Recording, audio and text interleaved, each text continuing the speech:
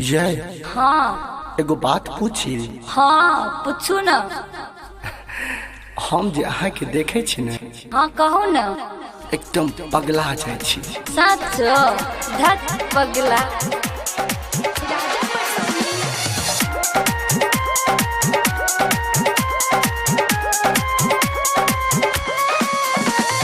प्रेम के रोग लगे लेंगे, कोई के सिंगार पगले लेंगे, प्रेम के रोग लगे लेंगे, कोई के सिंगार पगले लेंगे। साचो सुन पगली गे, हाँ कहो न। हम मर जबो नहीं तो कुछ कर जबो, बिना नहीं बात। हम मर जबो नहीं तो किछ कर जबो। बिना नहीं बात।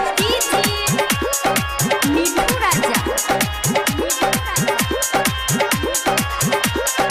राजा पटोनी।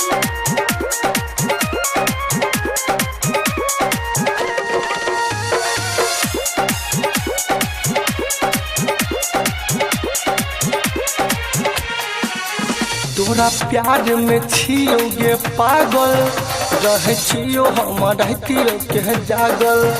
साथी कहे छियो हमें जान गे, रही हरदम तोरे में लागल।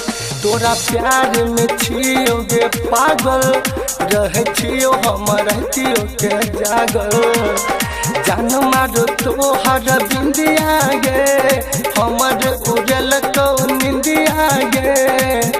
सुन पगली गे, हम मर जबो नहीं तो किछो कर जबो, हम मर जबो नहीं तो किछ कर जबो।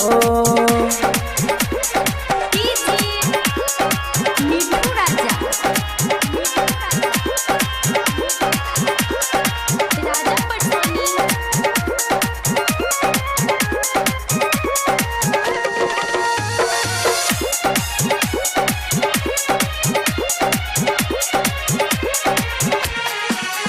हम राजा प्रेम नगर के, तू रूप नगर के छिरानी। भजेते अमर गे गोरी, यही अपन प्रेम कहानी।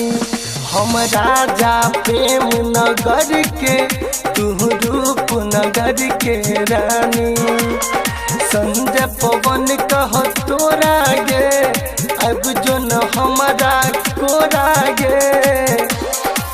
सुन पगली गे, हाँ कहो न। हम मर जबो नहीं तो किछो कर जबो, धत हम मर जबो नहीं तो किछो कर जबो।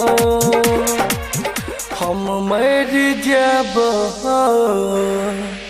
नहीं तो किछो कर जबो।